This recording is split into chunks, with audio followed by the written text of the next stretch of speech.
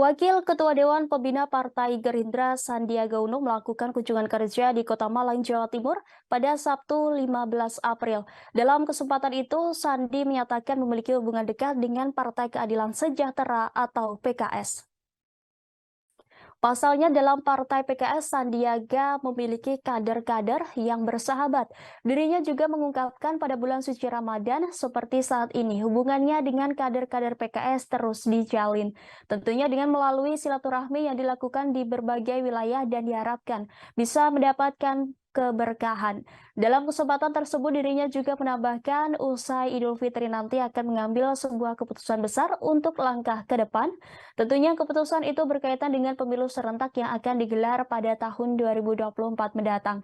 Sebelumnya diberitakan Sandiaga Uno bakal memutuskan langkah politiknya untuk tetap di Partai Gerindra atau hengkang ke Partai Persatuan Pembangunan setelah Lebaran nanti.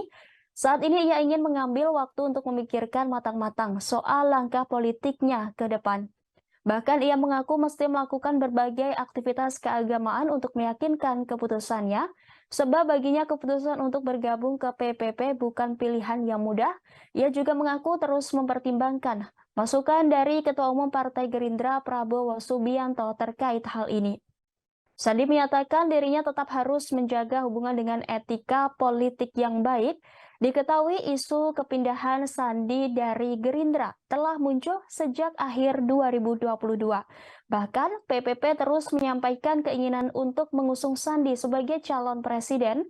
Terbaru Ketua Harian DPP Partai Gerindra Sufmi Dasko Ahmad mengungkapkan bahwa Sandi sudah berpamitan dengan Prabowo Subianto.